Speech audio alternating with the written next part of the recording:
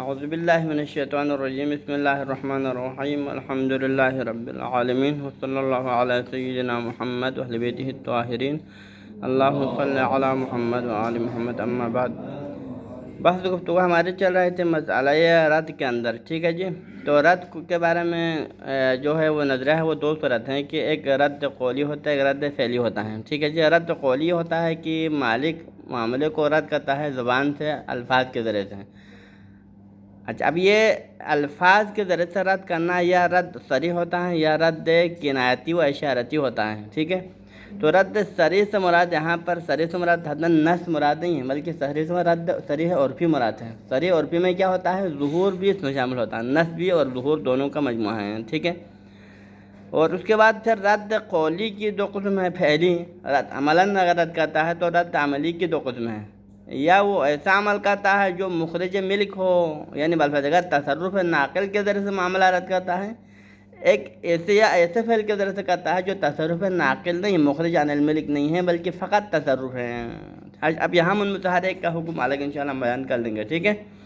مسلسل فی احکام اللہ تعالیٰ اوپر کے جو ہم تھوڑا جلدی گزر جاتے ہیں کیونکہ ہم نے اس کو ایک دفعہ دہرایا ہے، اس کے بعد نیچے والے جو مسائل میں ہم تھوڑا زور لگاتے ہیں۔ ہاں جی، لا يتحقق رد قولا، یعنی رد قولی ہے، رد قولی یعنی زبان کے ذریعے سے زبانی طور پر اگر مالک معاملے کو رد کرنا چاہے، یعنی مالک کے مال پر معاملہ ہوا، اس کے مثلاً مال کو کسی نے فضولاً فروغ کیا، بعد میں مالک کے علم میں آیا کہ میرے مال کو کسی نے فروغ کیا، اب مالک کیا کرنا چاہتا ہے؟ اس پہ راضی نہیں ہے، اس معاملے پہ مالک راضی نہیں، وہ کیا کرنا چاہتا ہے؟ اس معاملے کو رد کرنا چاہتا ہے۔ تو پھر یہ کیسے کریں گے؟ الا، یہ رد حاصل نہیں ہوتا، الا کیسے حاصل ہوتا ہے؟ بقولہ، مگر جب تک یہ نہ کہیں، اس کو کون سا قول؟ فسخت، یا وہ ڈائریکٹ اپنے لفظ میں فسخت کہے، او رددت، یا وہ اپنے زبانی طور پر لفظ رددت کا، کیونکہ لفظ فسخت و رددت صریح ہے کس میں؟ رد میں۔ فسخت یعنی اگر آپ لفظ فسخت کا تو ہر کوئی سمجھے گا معاملہ رد کیا ہے، اگر آپ لفظ رددت کا تو مطلب کیا ہے؟ آپ صراحتاً سمجھ سکتے ہیں کہ معاملے کو اس نے رد کیا ہے۔ وشبہ ہی، اسی طرح کے دیگر الفاظ جیسے کہ یعنی ما ارضا بہذا العقد، ہاں جی، ما رضیت بہذا العقد، اس طرح کے الفاظ بھی ہو سکتے ہیں جو کہ صریح رد ہے، ہاں جی۔ وشبہ ذلک مما ہوا صریح فی الرد، اور اس کے علاوہ ہر وہ الفاظ جو رد میں صراحت رکھتا ہو، یعنی صراحتاً رد پہ دلالت کر سکتی ہو، صراحتاً سے مراد یعنی یا نص ہو رد میں، یا کم سے کم ظہور کی حد تک نص میں ظہور، یعنی رد میں ظہور رکھتا ہو، ایسے الفاظ ہونا چاہیں۔ اب یہاں پر ہمارا سوال ہے، اگر ایسے صریح لفظ نہ ہو تو پھر کیا ہوگا؟ اگر آپ ایسے الفاظ کے ذریعے سے رد کریں جو کہ نہ ظہور رکھتا ہے رد میں، نہ نص رکھتا ہے، تو اس رد میں کیا ہوگا؟ پھر کیا یہ رد شمار نہیں ہوگا؟ تو فرماتے ہیں کہ ایسا نہیں ہوگا۔ کیوں؟ اگر آپ ایسے لفظ غیر صریح کے ذریعے سے لفظ اگر رد کریں گے تو کیا ہوگا؟ پھر مخالف کو، آپ کے جو مخاطب کو کیا سمجھ میں آئے گا؟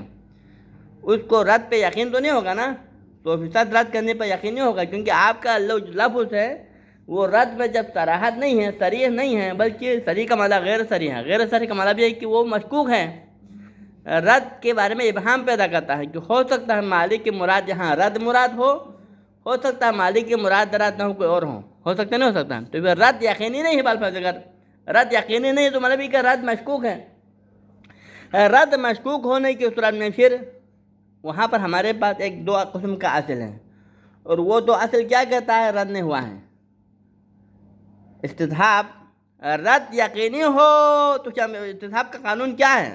ما ينقض الیقین بالشک، یقین کو ختم نہیں کیا جا سکتا شک کے ذریعے سے، بل ينقضه بیقین آخر، یقین کو کون توڑ سکتا ہے؟ وہ یقین۔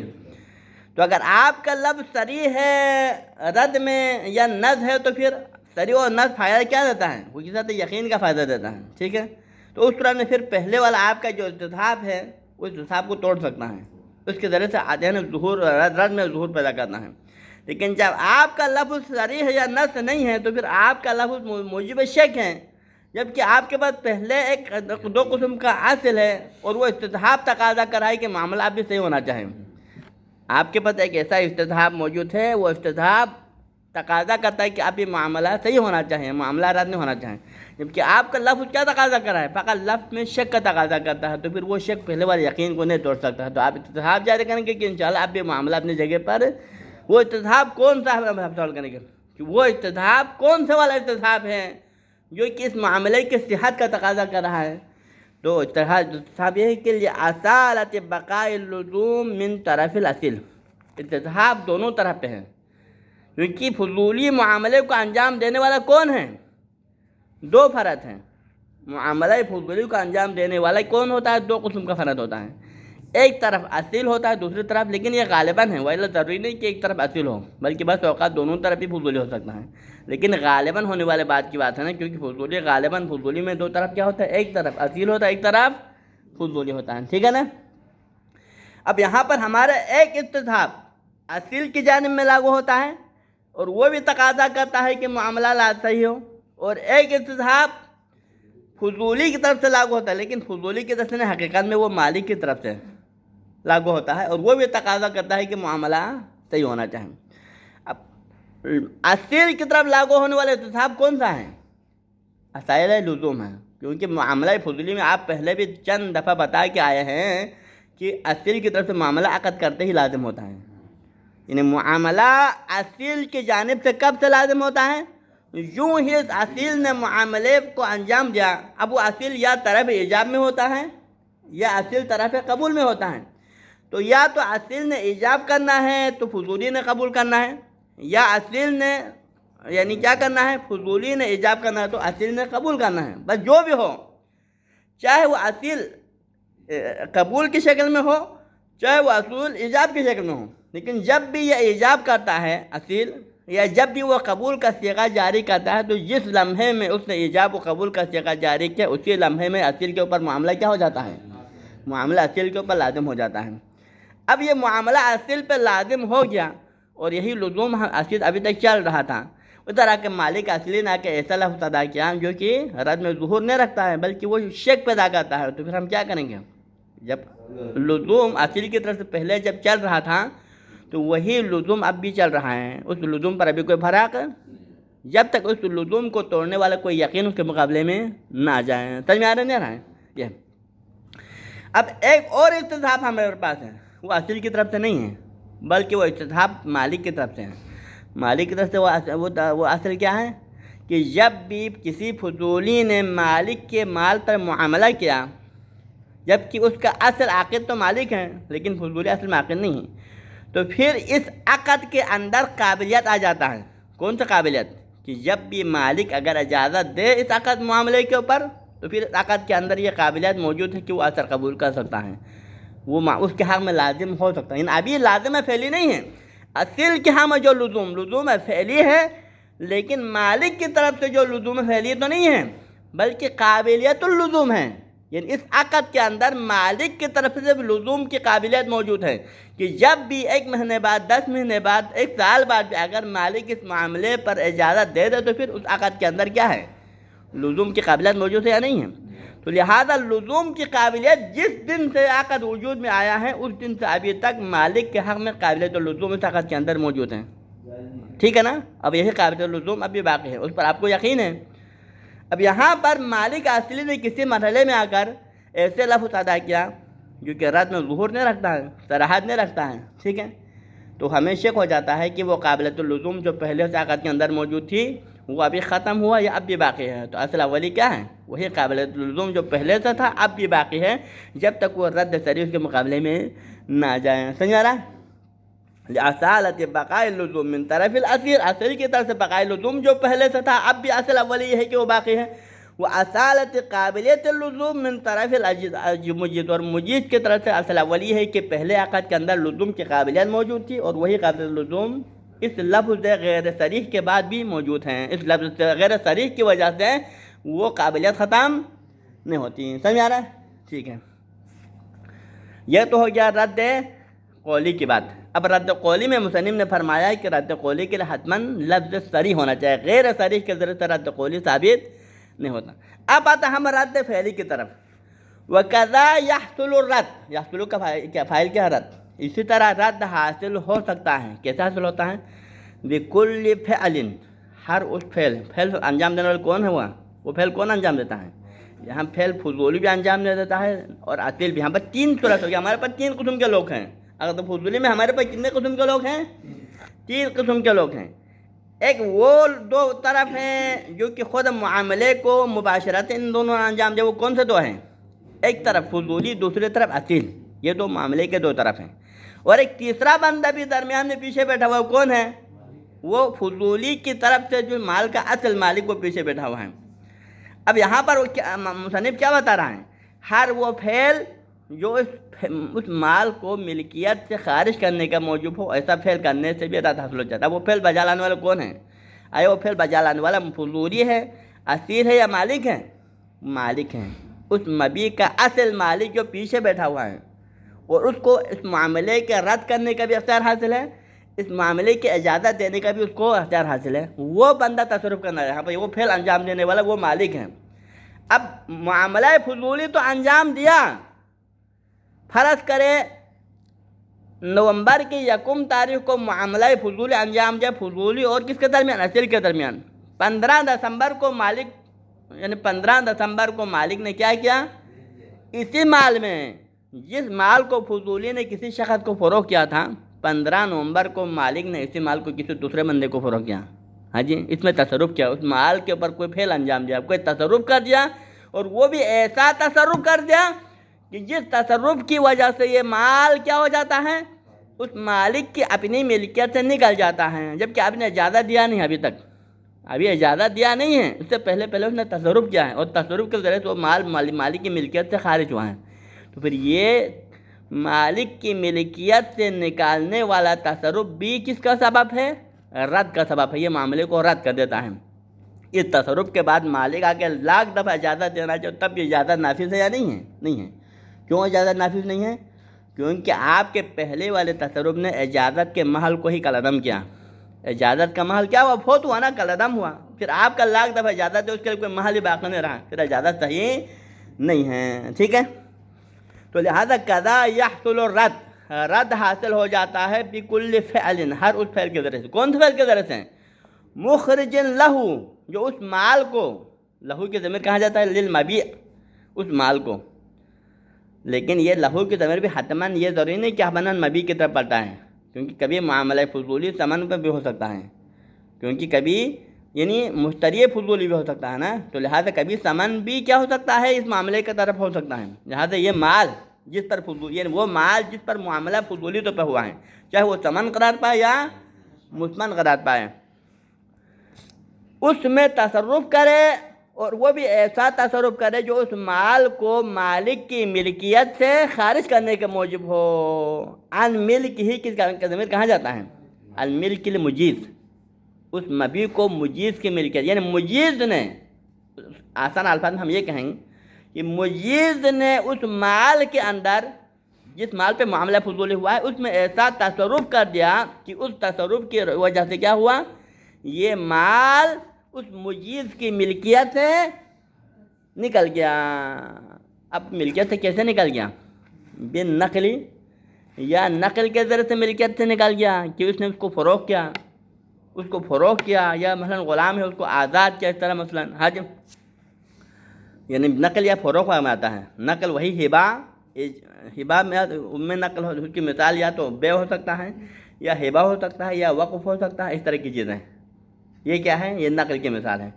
لیکن اگر آپ عتق کی مثال دیتے ہیں، یا آپ مثال کے طور پر مثلا اس کو اگر ذبح کر کے کھانے کی مثال دیتے ہیں، یہ کیا کس میں آتا ہے؟ اطلاع میں آ جاتا ہے۔ تو لہٰذا اس نے تصرف مخرج ملک والے تصرف کیا۔ اب یہ مخرج ملک کیسے ہو سکتا ہے؟ یا نقل کے ذریعے ہو سکتا ہے کہ اس نے اپنی ملکیت سے کسی اور شخص کی ملکیت میں منتقل کیا، یا اطلاف کے ذریعے ہو سکتا ہے کہ آپ نے اس میں طلب کر دیا، اس مال کو طلب کرنے کے بعد کسی اور کی ملکیت میں منتقل نہیں کیا نا، بلکہ آپ نے اس کو مثلا جس گائے اور یہ جس بیل پر معاملہ فضولی ہوا تھا اس کو ذبح کر کے کھایا مثلا، ٹھیک ہے، یا جس غلام پر معاملہ فضولی ہوا تھا آپ نے اس غلام کو آزاد کیا، یہ کیا اطلاف ہے؟ یہ نقل نہیں بلکہ اطلاف ہے۔ وہ شبہ ما، اس کے علاوہ کسی اور طریقے سے، کل عتق، مثال ہے کہ عتق کے ذریعے سے اس نے کیا کیا؟ اس نے کیا کیا؟ مخرج ملک والا کام، اس کو اپنی ملکیت سے خارج کیا۔ ملکیت سے کیسے خارج کیا؟ کل عتق کی طرح والبیع یا ملکیت سے خارج کیا بے کے ذریعے سے، والہبت یا ملکیت سے خارج کیا ہبے کے ذریعے۔ اب یہ ہبا و عتق یعنی بے و ہبا دونوں کس کی مثال ہے؟ نقل ملکیت والی مثال ہیں، لیکن پہلے عتق میں کیا ہے؟ عتق کیا ہے؟ یہ اطلاق کی مثال ہے، ٹھیک ہے جی۔ والتزویج اسی طرح تزویج کے ذریعے سے، یعنی کہ عورت نے کیا کیا؟ عورت کا نکاح فضولی نے کسی اور مرد کے ساتھ کیا تھا، لیکن عورت نے بعد میں کیا؟ خود اپنا نکاح اپنا عقد کسی اور مرد کے ساتھ کیا، ٹھیک ہے۔ عورت کو پتہ چل گیا تو اس نے اجازت نہیں دیا پہلے والے معاملے کی، بلکہ اس نے اپنا نکاح کسی اور مرد سے کیا، کیونکہ نکاح میں اصل مالک کون ہے؟ خود عورت ہے نا، اس کو اختیار حاصل ہے کہ اپنا نکاح کسی اور سے کر سکتا ہے، تو لہٰذا یہ بھی کیا ہے؟ تصرف کی مثال ہے جو مخرج ہے ملک ہیں۔ ہاں جی، وَالنَّحْوِ ذَلِكَ۔ اب یہ میرے خیال میں تجویز شبہ ہی میں آتا ہے، تجویز شبہ ملک میں آتا ہے، ملک میں نہیں آتا ہے، کیونکہ آپ نے جب عورت اپنے عورت اپنے آپ کے مالک تو نہیں ہوتا نا، ایک انسان اپنے نفس کا مالک نہیں ہوتا ہے، لہٰذا یہ آپ شبہ ملک کا قرار ہوتا ہے، ملک شبہ یا شبہ ملک، ٹھیک ہے جی، ہو سکتا ہے۔ اب یہاں پر سوال ہمارا، سوال کون سا سوال؟ کہ جب مالک اس مال میں تصرف کریں، کون سا تصرف کریں؟ جو کہ مخرج ملک ہو، مال کو اس کی ملکیت سے خارج کرنے کا سبب ہو، تو اس تصرف کی وجہ سے کیا ہوتا ہے؟ پھر اجازت دینے کا حق نہیں، یہ نہیں بات کہ یہ تصرف رد شمار ہوتا ہے، اصل بات یہ ہے یہ والا تصرف کیا شمار ہوتے ہیں؟ اگر ایسا تصرف جو تصرف ناقل ہو تو اس طرح کی تصرف کیا شمار ہوتا ہے؟ رد شمار ہوتا ہے، لیکن سوال یہ ہے کہ یہ رد کیوں شمار ہوتا ہے؟ اس طرح کا تصرف رد کیوں شمار ہوتا ہے؟ اس کو اب رد قرار دینے کی وجہ کیا ہو سکتا ہے؟ ٹھیک ہے، اس کی وجہ یہ ہے والوجہ فی ذالک، والوجہ فی ذالک والوجہ فی کونہ ردن، آپ اس طرح کہیں والوجہ فی کون ذالک التصرف المخرج ردن، اس طرح کے تصرف مخرج کا رد ہونے کی بنیادی وجہ یہ ہے کہ ان تصرفہ، کہ مالک کا یہ والا تصرف، کون سا تصرف؟ تصرف المخرج، اس کی ملکیت سے نکالنے والا تصرف، بعد فرض صحت ہے، جب ہم اس تصرف کو صحیح فرض کریں، جب ہم اس کی اس تصرف کو صحیح فرض کریں، لیکن یہ صحیح ہے یعنی اس کا تصرف شرعی نقطہ نگاہ سے صحیح ہے نا، کیونکہ جب اس نے اپنے خود اجازت نے، اس کا معاملہ کرنے والا کون ہے؟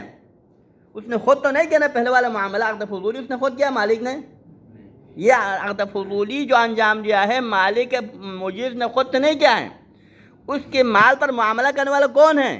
کوئی دوسرا ہے، اور اس نے ابھی تک اجازت بھی نہیں دیا ہے، جب ابھی تک اجازت ہی نہیں دے تو اس کا اپنا مال کس اور کا مال ہے؟ تو پھر اس کو اپنے مال میں تصرف کا شرعاً اجازت ہے یا نہیں ہے؟ اس کے تصرف شرعاً صحیح ہے یا نہیں ہے؟ اگر آپ اجازت دینے کے بعد یہ تصرف کرنا چاہے تو کوئی کہہ سکتا ہے بھائی تم نے عقد کی اجازت دے دیا تم نے، پھر تمہیں تصرف کرنے کا حق نہیں ہے، یہ کسی کو کہنے کا حق ہے، لیکن ابھی آپ نے اجازت دیا نہیں ہے، معاملہ کسی اور بندے نے کیا ہے، تو پھر آپ کو اپنے مال میں تصرف کرنے پر حق حاصل ہے۔ کیوں؟ الناس مسلطون علی، ہم ہے نہیں ہیں، لوگ اپنا مال پر مسلط ہے، وہ تصرف کرنا چاہے تو کر سکتے ہیں، تو قاعدہ سلطنت کے تقاضا کے تحت اس کا یہ تصرف اپنے جگہ پر صحیح ہے شرعاً، اور جب ہم نے اس کو صحیح فرض کیا اس طرح تصرف کو، تو جب یہ تصرف صحیح ہو تو پھر کیا ہوتا ہے؟ ان تصرفہ مفوت لمحل الاجازہ، اس کا یہ تصرف کیا کہتا ہے؟ اجازت کے محل کو قلعدم کر دیتا ہے۔ پھر اجازت کس کی دے رہا ہے؟ آپ نے خود ایسا تصرف انجام دیا مبیع کے اندر جس تصرف کی وجہ سے مبیع آپ کی ملکیت سے نکل گیا ہے، اب وہ آپ کا مال ہی نہیں رہا، تو پھر بات آپ اجازت دینا چاہتے تو کس سچ کی اجازت دیتے ہیں؟ پھر آپ کی اجازت دینے کے لیے کوئی مورد باقی نہیں رہا۔ ہاں جی، اجازت کس بات کی دینا تھا؟ اس مبیع کے معاملے پر دینا تھا جو کہ پہلے عقد ہوا ہے، اور وہ بھی اب اس رن میں دینا ہے کہ جب تک آپ کی ملکیت اب بھی باقی ہو، لیکن اب آپ کی ملکیت یہ باقی نہیں رہا، یہ مبیع کسی اور کا بن چکا ہے آپ کے پہلے والے تصرف کی وجہ سے، تو پھر آپ کی اس اجازت کے لیے کوئی محل اور مورد باقی نہیں ہے، کالعدم ہوا، اجازت کے لیے مورد ہی نہیں ہے، ٹھیک ہے، ختم ہو گیا۔ مفوت لمحل الاجازہ لفرض خروجہ عن ملکہ، اس فرض کے تحت کیونکہ اس نے تصرف کے ذریعے سے کیا پہلے والے تصرف کے ذریعے سے وہ مال اس کی ملکیت سے خارج ہوا، اور اجازت دینے کا حق کس کو حاصل ہوتا ہے؟ مالک کو ہوتا ہے نا۔ جب یہ اجازت دیتے وقت مجیز کو کیا ہونا چاہیے؟ مالک ہونا چاہیے۔ اگر مجیز اس وقت مالک ہے تو اس کی اجازت درست ہے، لیکن یہاں پر کیا ہو رہا ہے؟ اجازت دیتے وقت مالک نہیں رہا، کیونکہ اجازت دینے سے پہلے اس نے مال کو اپنی ملکیت سے نکال دیا، تو پھر اب یہاں پر یہ مالک موجود نہیں ہے، غیر مالک موجود ہے۔ غیر مالک موجود کی اجازت کافی، مالک موجود کی اجازت نافذ ہے، غیر مالک موجود کی اجازت نافذ نہیں ہے، کیونکہ آپ کسی کے غیر کے مال پر اجازت دینے کا حق آپ کو حاصل نہیں ہے، ٹھیک ہے نا۔ یہ تو کیا تصرف ہے ناقل کی بات۔ اب دوسرے والا تصرف، کون سا تصرف؟ کہ تصرف ہے لیکن اب نقل ملکیت نہیں ہو رہا ہے، اس کی بات جس میں ہمیں تھوڑا گڑبڑ ہوا تھا۔ ہاں جی، وَأَمَّا التصرف الغیر المخرج عن الملکی، لیکن مالک کا وہ تصرف جو تصرف تو ہے، آپ نے تصرف تو کیا اس مبیع میں جو عقد فضولی کے ذریعے سے کسی کو فروخت کیا ہے، لیکن وہ تصرف ایسا تصرف ہے جس کی وجہ سے وہ مبیع آپ کی ملکیت سے خارج نہیں ہو رہا ہے، ٹھیک ہے نا۔ مثلا اس کی مثال کیا ہے؟ ایک گھر جس کو فضولی نے کسی شخص کو فروخت کیا تھا، آپ کے گھر کو، لیکن دوسرے دن یا تیسرے دن آپ نے اجازت تو نہیں دیا اس معاملے کے اوپر، بلکہ آپ نے اپنے اس گھر کو کسی اور کو کرائے پہ دیا۔ پہلے دن فضولی نے آپ کے گھر کو زید کو فروخت کیا تھا، پھر دوسرے دن آپ نے خود اس گھر کو عمر کو کرائے پہ دیا، تو کیا دوسرے دن آپ کا اپنے گھر کو کرائے پہ دینے سے کیا گھر آپ کی ملکیت سے نکل گیا ہے؟ نہیں، گھر آپ کی ملکیت میں ہے، گھر کے منفعت ٹھیک ہے آپ نے اس کو دے دیا، لیکن گھر خود تو آپ کی ملکیت میں باقی ہے نا۔ آپ 1 سال کے لیے جا رہے پہ 2 سال کے لیے تب یہ گھر کی ملکیت آپ کے ہاتھ میں ہے، لہٰذا یہ مخرج ملک، یہ تصرف ہے لیکن مخرج ملک نہیں ہے، ٹھیک ہے۔ اسی طرح مثال کے طور پر یعنی جاریہ کا اصطلاح کا مسئلہ، کنیز کو فضولی نے کسی کو فروخت کیا تھا، آپ کے کنیز کو، لیکن بعد میں آپ نے کیا کیا، اس کے ساتھ اصطلاح کیا، مثلا اس کے ساتھ ہم بستری کر کے وہ کنیز حاملہ ہو گئی ہے، تو لہٰذا یہ آپ کا اصطلاح کیا ہے، کنیز کا حاملہ کرنا، اس کے نتیجے میں بعد میں کنیز کیا بن جاتی ہے، ولد بن جاتی ہے نا۔ تو یہ تصرف ہے لیکن تصرف ہے ناقل نہیں، کیونکہ اس تصرف کی وجہ سے آپ کی کنیز آپ کی ملکیت سے باہر نہیں جاتی ہیں۔ ہاں جی، اسی طرح ایک شخص کا اپنی کنیز کے ساتھ شادی کرنا مثلا، اس کو جیسے آپ کی ملکیت سے خارج نہیں ہوتی ہے مثلا۔ ہاں جی، کل اصطلاح الجاریہ والاجارۃ الدار و تزویج الامہ وغیرہ، تو یہ والے تصرف فَهُوَ وَإِن لَّمْ يُخْرِجُ الْمِلْكَ عَنْ قَابِلِيَّةِ وُقُوعِ الْإِجَازَةِ عَلَيْهِ، تو اس طرح کی تصرفات میں اس تصرف کی وجہ سے ملک کی اس کے اندر اجازت واقع ہونے کی قابلیت تو ختم نہیں ہوتی، کیونکہ قابلیت ختم کب ہوتا ہے؟ اجازت قبول کرنے کی قابلیت عقد کے اندر سے کب اس وقت ختم ہو سکتا ہے کہ جب وہ ملک آپ کی ملکیت سے نکل جائیں، ملک آپ کی ملکیت سے وہ مبیع خارج ہو جانے کی صورت میں پھر عقد کے اندر قابلیت تمام اجازت سے ختم ہو جاتا ہے، لیکن یہاں پر وہ مبیع آپ کی ملکیت سے نہیں نکلا نا، تو نتیجے میں عقد کے اندر اب بھی اجازت کی قابلیت، جس طرح پہلے اجازت کی قابلیت موجود ہے، اب بھی اجازت کی قابلیت اس عقد کے اندر موجود ہے۔ کیوں؟ کیونکہ مبیع آپ کی ملکیت میں اب بھی باقی ہیں، تو لہٰذا یہاں یہ مسئلہ نہیں ہے، قابلیت سے ختم ہونے والا مسئلہ فَهُوَ إِن لَّمْ يَخْرُجُ الْمِلْكُ عَنْ قَابِلِيَّةِ وُقُوعِ الْإِجَازَةِ عَلَيْهِ، آپ کے اس تصرف غیر نقل کی وجہ سے وہ ملک سے مراد وہی مبیع ہیں، وہ اجازت کی قابلیت کے دائرے سے باہر نہیں جاتا۔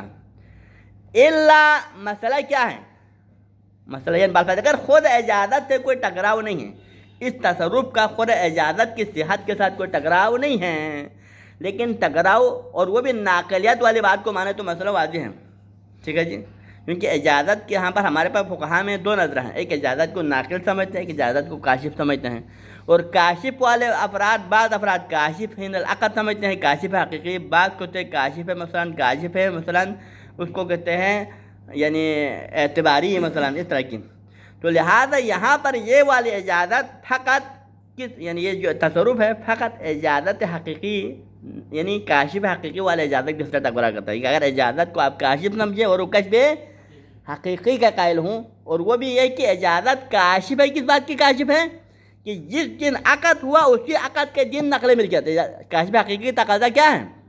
ان الکشف الحقیقی یقتضی نقل الملکیہ من حین العقد، یہ ہے نا کشف حقیقی کا تقاضا کیا؟ حین العقد نقل ملکیت ہو جاتا ہے، تو پھر آپ کی اجازت، آپ کا یہ تصرف فقط اس کشف حقیقی کے ساتھ ٹکراؤ کر رہا ہے، خود اجازت کے ساتھ نہیں۔ اگر آپ اجازت کو ناقل فرض کا مسئلہ نہیں ہے، لیکن اجازت کی اس پہلو کے ساتھ ٹکراؤ کرتا ہے جو کہ کشف حقیقی ہیں، کیونکہ کشف حقیقی کا نظریہ کیا ہوتا ہے حین العقد نقل ملکیت ہوا، کیونکہ اب آپ نے بعد میں اجازت دیا. فرض کریں مثلا یہ تصرف مالک نے کر دیا، ہم فرض کریں پہلے عقد ہوا، پہلے دن عقد ہوا گھر کے اوپر. آپ گھر یا اجارہ والے مسئلے کو تھوڑا اسی کو لیتے ہیں تاکہ مسئلہ آسان ہے. گھر کو پہلے دن اجارے پہ دیا مثلا یوم سبت کو، پھر دوسرے دن آپ آ کر مالک آ کر اس گھر کو دوسرے دن کسی کو کرائے پہ دیا. اب یہ تصرف کرائے پہ، یہ تصرف کیا، اور وہ بھی تصرف ہے غیر ناقل ہے، نقل ملکیت نہیں ہے. اور تیسرے دن یا چوتھے دن آپ نے اجازت دیا. کس عقد کی اجازت دیا؟ پہلے دن کے عقد کی جس میں بے ہوا ہے. تو پھر اگر آپ اجازت کو ناقل فرض کریں تو پھر نقل ملکیت کب ہونا ہے؟ جس دن آپ نے اجازت دینا اسی دن نقل ملکیت ہونا ہے نا. تو پھر کوئی مسئلہ نہیں ہے، کیونکہ نقل ملکیت ابھی ہوا ہی نہیں. گھر آپ کی یعنی آپ مثلا یہاں پر اس تصرف یعنی تصرف کے صحیح ہونے کے لیے کیا چاہیے؟ مالک بننا چاہیے. اور گھر اب بھی آپ کی ملکیت میں باقی ہے. ملکیت میں باقی ہونے کی وجہ سے یہ تصرف آپ کا درست ہے اور لہٰذا آپ کو اجازت کا حق حاصل ہے. لیکن اگر اجازت کو آپ کیا سمجھتے ہیں؟ کاشف سمجھتے ہیں. تو اجازت کو کاشف سمجھنے کا مطلب کیا ہے؟ عقد نقل ملکیت کس دن ہوا؟ جس دن پہلے دن فضولی نے آپ کے گھر کو فروخت کیا اور تیسرے دن آپ نے اجازت دیا. تو تیسرے دن کے آپ کے اجازت نے کیا کشف کیا؟ تیسرے دن کے آپ کے اجازت نے یہ کشف کیا ہے کہ عقد کے دن سے ہی یہ گھر آپ کی ملکیت سے نکل چکا ہے اس مشترک کی ملکیت میں. جب مشترک کی ملکیت میں عقد کے دن سے نکل گیا تو دوسرے دن اجارہ آپ نے کس بنا پر دیا؟ کیونکہ اجارہ دینے کے لیے آپ کو کیا چاہیے؟ گھر کا مالک رہنا چاہیے، نہیں رہنا چاہیے. گھر کے اجارہ دینے کا حق آپ کو تب حاصل ہے گھر آپ کا اپنا ہو. جبکہ آپ کے تیسرے دن کے اجازت نے یہ ثابت کر دیا ہے کہ عقد کے دن سے گھر آپ کی ملکیت میں نہیں رہا، وہ خارج ہو چکا ہے. تو پھر دوسرے دن کی تصرف کس بنا پر صحیح ہے آپ کے لیے؟ سمجھ میں آئیں گا نہیں؟ تو لہٰذا نتیجہ یہاں یہ ہے. لیکن اگر اجازت کو ناقل فرض کرو تو مسئلہ نہیں ہے، کیونکہ اجازت ناقل فرض کرنے کے صورت میں نقل ملکیت کب ہونا ہے؟ اجازت کے دن. اس سے پہلے آپ کی ملکیت باقی ہے تو لہٰذا آپ کو تصرف کرنے کا حق بھی. تو لہٰذا مطلب یہ ہے کہ ان تصرفات کی صحت کس بات پہ موقوف ہے؟ آپ کے مالک رہنے پہ موقوف ہے. اور اجازت کی کاشفیت والی صورت میں کیا ہوتا ہے؟ وہ تصرفات کے وقت مالک نہیں رہتا ہے، کیونکہ اجازت کیا کشف کرتا ہے؟ عقد کے دن نقل ملکیت کو کشف کرتا ہے. تو لہٰذا اس بنا پر ان تصرفات کے ساتھ کیا ہوتا ہے؟ اجازت ان تصرفات کے ساتھ منافی ہو جاتا ہے. یا تو اجازت صحیح ہوگا یا تصرفات صحیح ہوگا. یا تو آپ ان تصرفات کو صحیح قرار دو تو پھر آپ کو اجازت دینے کا نہیں ہے، یا آپ بعد والے اجازت کو صحیح قرار دو، اس کا مطلب بھی آپ کے پہلے تصرفات صحیح نہیں، ان میں سے ایک ہو جائے گا. ٹھیک ہے نا؟ آپس میں تنافی میں کیا ہوتا ہے؟ دو متنافین میں سے ایک صحیح ہو تو دوسرا باطل ہوتا ہے. ٹھیک. تو لہٰذا یہاں پر 3 احتمال ہوگا. کون سے 3 احتمال؟ پہلا احتمال یہ ہوگا کہ جو پہلے انجام دیتا ہے وہی صحیح ہونا چاہیے، کیونکہ دو متنافیین جب ٹکراؤ ہوتا ہے تو ایک غلط ہے ایک صحیح ہے. تو لہٰذا جو پہلے صحیح ہوگا، جو پہلے انجام دے گا اس کو صحیح ہونا چاہیے، بعد میں والے انجام دینے والے کو باطل ہونا چاہیے. پہلے کون سا انجام دیا ہے؟ پہلے تصرف انجام پایا ہے نا، پہلے تصرف ہوا ہے تو لہٰذا یہ صحیح ہے، اور بعد میں اجازت دیا ہے تو وہ باطل ہے. یا دوسرا احتمال ہے کہ تصرف کرتے وقت تو آپ کا تصرف صحیح تھا، لیکن جب اجازت دیا تو اس اجازت نے کیا کیا؟ اس تصرف کو غلط قرار دیا. ٹھیک ہے. دوسرا استعمال کیا ہے؟ پہلے تصرف کرتے وقت تو آپ کو حق حاصل تھا، تصرف صحیح تھا، لیکن جس دن اجازت ہوا دیا اس اجازت دینے نے کیا کیا؟ اس اجازت نے اس تصرف کو باطل، یعنی جو صحیح تھا اس کو باطل کریں. یہ غلط ہے. یہ والا استعمال کیا ہے؟ غلط ہے. کیوں استعمال غلط ہے؟ کیونکہ ایک چیز جب وجود میں آتے وقت ایک خاص حالت میں وجود میں آتا ہے تو پھر اس میں رد حقیقت میں چینج نہیں ہو سکتا ہے، کیونکہ آپ کا تصرف جب وجود میں آتا ہوگا، صحیح حالت میں وجود میں آیا تو پھر وہ باطل دوڑ ہوگا. ٹھیک ہے نا؟ تو لہٰذا یہ والا استعمال اپنی جگہ پر درست نہیں ہے. تیسری صورت کہ آپ اجازت کو اعلیٰ وجہہ سے ہٹ کر کہیں کہ اجازت باقی جگہوں پر تو کاشف حقیقی ہے، لیکن یہاں پر آ کے اجازت کیا ہے؟ کاشف حقیقی نہیں ہے، بلکہ وہ کاشف ہے مثلا نقل ہے. فرض کریں اس کو ماننا بھی درست نہیں ہے. کیوں؟ کیونکہ جو افراد اجازت کو کاشف سمجھتے ہیں ہر جگہ پہ کاشف سمجھتے ہیں، ایک جگہ پر اعلیٰ غیر وجہ ہو یہ معقول. تو لہٰذا یہ بات والے 2 احتمالات دونوں غلط ہیں. یہ دونوں احتمالات جب غلط ہے اس کا مطلب یہ ہے کہ جو تصرف ہے وہ صحیح ہے، لہٰذا بعد والا اجازت کیونکہ تصرف کے ساتھ ٹکراؤ پہ تھا، لہٰذا یہی تصرف اس اجازت کے ساتھ منافعت ہونے کی وجہ سے تصرف کو ہم صحیح قرار دیں گے اور اجازت کو باطل قرار دیں گے. ٹھیک ہے نا؟ سمجھ میں آ جاتا ہے. تو لہٰذا ان انہ مخرج لہ، یہ اگرچہ خود ملک کی اجازت کی قابلیت سے خارج نہیں ہوتا ہے، لیکن یہ ہوتا ہے کہ انہ مخرج لہو، اس عقد کو خارج کرتا ہے۔ کس سے خارج کرتا ہے؟ ان قابلیت وقوع الاجازہ من زمان العقد، وہی کاشفیت کی اجازت کو اگر ہم کاشف قرار دینے کی صورت میں کیا تھا؟ اجازت کاشف ہونے کا مطلب زمان عقد میں نقل ملکیت کو کشف کر رہا تھا نا، لیکن آپ کی اجازت، اب یہاں پر آپ کی یہ تصرف اجازت کا زمان العقد نقل ملکیت ہونے والی بات سے منافی ہیں، یعنی کاشفیت والے پہلو کے ساتھ منافی ہیں۔ ہاں جی، کیوں؟ لأن صحت الاجازہ علی ھذا النحو توجب، کیونکہ آپ کا اس پہلو کے ساتھ علی ھذا النحو کا مطلب یعنی بعد ھذا تصرف، پہلے آپ تصرف کر دیتے ہیں معاملے میں، اس معاملے میں، اور وہ بھی تصرف غیر ناقل، پھر اس تصرف کے بعد آپ اجازت دیتے ہیں، تو آپ کا یہ والا جو اجازت ہے توجبو، آپ کی اجازت موجب بن رہا ہے۔ کس بات کا موجب بن رہا ہے؟ وقوعها باطلۃ، کہ آپ کے تصرفات کیا ہو جائے گا؟ کیونکہ منافی ہے۔ جب آپ نے اجازت ہے تو آپ کی اجازت کو صحیح ماننے کی صورت میں پھر یہ پہلے والا تصرفات کیا ہونا چاہیے؟ تصرفات صحیح نہیں تھا، ایک بات۔ تو لہٰذا اگر آپ اجازت کو صحیح مانیں تو اس کا مطلب یہ کہ آپ کا پہلا تصرف صحیح نہیں ہے۔ دو منافی میں کیا ہوتا ہے؟ ایک کو صحیح قرار دو، دوسرا باطل ہونا چاہیے، ٹھیک ہے؟ تو لہٰذا آپ اجازت کو صحیح ماننے کا مطلب یہ کہ پہلے تصرفات باطل ہیں۔ وَإِذَا فُرِضَ وُقُوعُهَا صَحِيحَةً، لیکن اگر آپ پہلے والے تصرفات کو صحیح فرض کریں، اگر پہلے والے تصرفات کو صحیح فرض کرنے کی صورت میں پھر یہ تصرفات کیا کرتا ہے؟ منعت عن وقوع الاجازہ، پھر یہ اجازت کے وقوع ہونے سے منع کرتا ہے۔ تو لہٰذا قانوناً کون سا صحیح ہونا چاہیے؟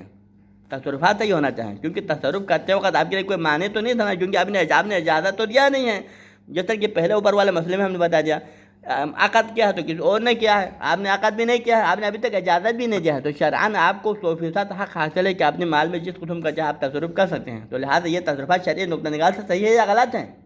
آپ شرعی نقطہ نگار سے آپ اس تصرف کو صحیح مانتے ہیں تو اس کا مطلب یہ ہے کہ آپ کا یہ تصرف صحیح ہے، لیکن بعد والا اجازت کیا ہونا چاہیے؟ پھر یہ صحیح نہیں ہے، کیونکہ اس کے ساتھ تصرف کی صحت کے ساتھ منافات ہوتا ہے۔ ہاں جی، والحاصل خلاصہ کلام ان وقوع هذه الامور صحیحۃ، ان امور کا، کون سے امور کا؟